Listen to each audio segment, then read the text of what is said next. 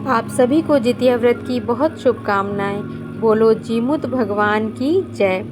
आज हम सुनेंगे जितिया व्रत की 3 कथाएं, जिसको सुनने से जितिया व्रत पूर्ण माना जाता है। व्रत कथाएं और शुभ मुहूर्त जानने के लिए मेरे चैनल को सब्सक्राइब करें और अगर आपको वीडियो अच्छी लगे तो लाइक करें। पुत्र की रक्षा के लिए किए जाने वाला व्रत जीवित पुत्रिका या जितिया व्रत 25 सितंबर को रखा जाएगा।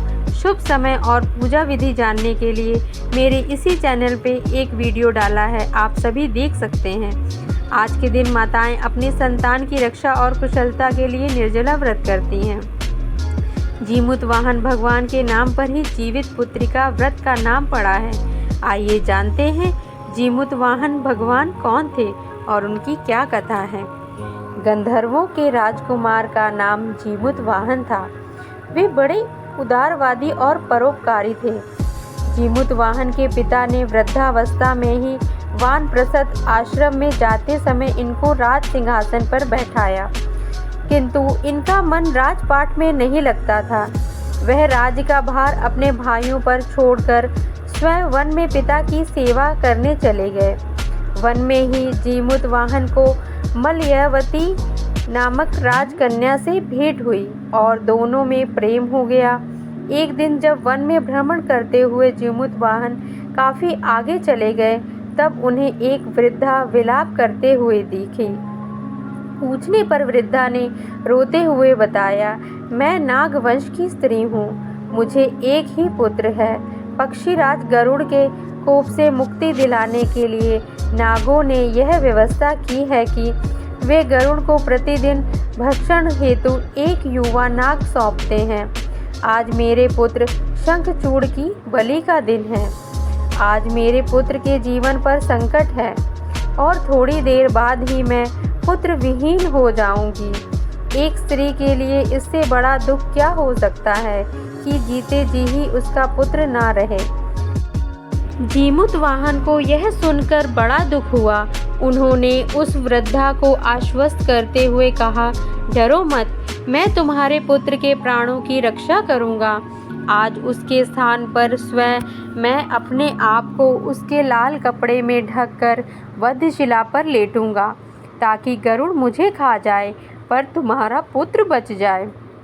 इतना कहकर जीमूत वाहन ने शंखचूड़ के हाथ से लाल कपड़ा ले लिया और वे उसे लपेटकर गरुड़ को बलि देने के लिए चुनी गई वधशिला पर लेट गए।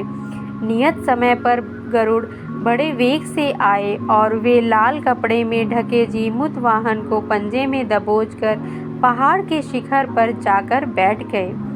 गरुड़ ने अपनी कठोर चोंच का प्रहार किया और जीमूत वाहन के शरीर से मांस का बड़ा हिस्सा नोच लिया।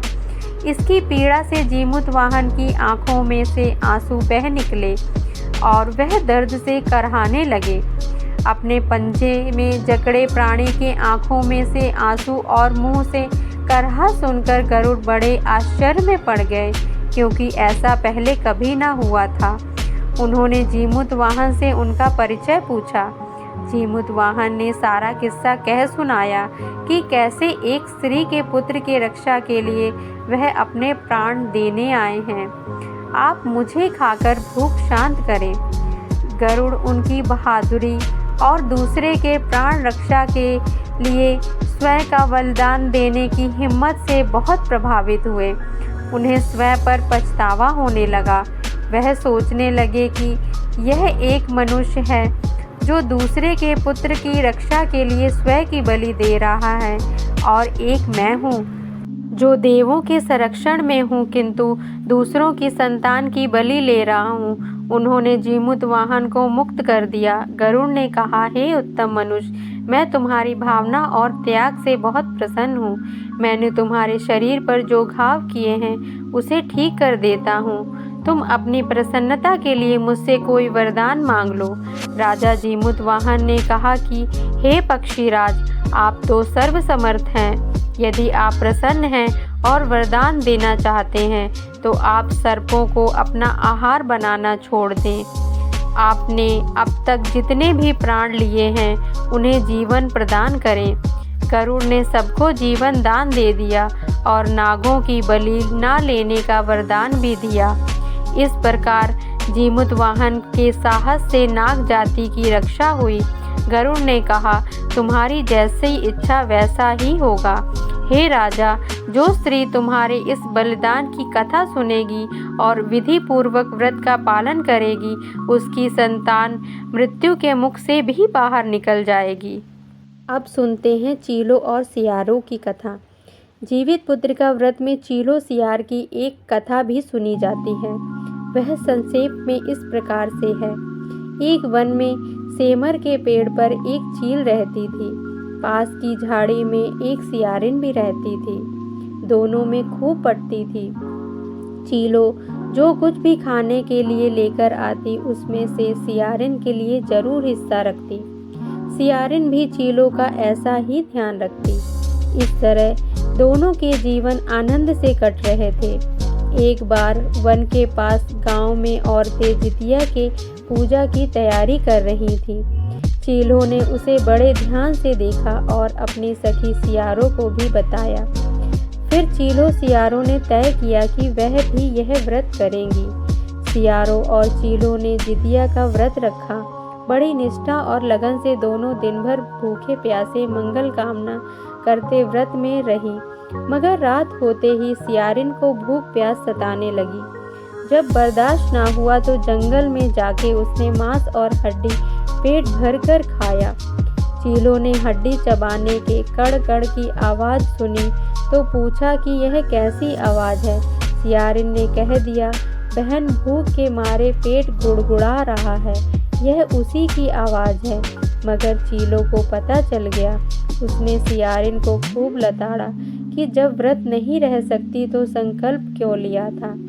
सियारिन लज्जा गई, पर व्रत भंग हो चुका था। चीलों रात भर भूखे प्यासे रहकर व्रत को पूरा किया। अगले जन्म में दोनों मनुष्य रूप में राजकुमारी बनकर सगी बहनें हुईं। सियारिन बड़ी बहन हुई और उसकी शादी एक राजकुमार से हुई। चीलों छोटी बहन हुई, उसकी शादी उसी राज्य के मंत्री पुत्र से हुई। बाद में दोनों राजा और मंत्री बने।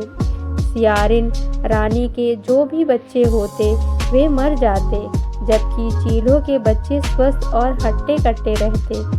इससे उसे जलन होती। उसने कभी उनका सर कटवाकर डिब्बे में बंद कर दिया, पर वह शीश मिठाई बन जाती और बच्चों का बाल तक पाका ना होता। बार बार उसने अपनी बहन के बच्चों और उसके पति को मारने का प्रयास भी किया, पर सफल ना हुई।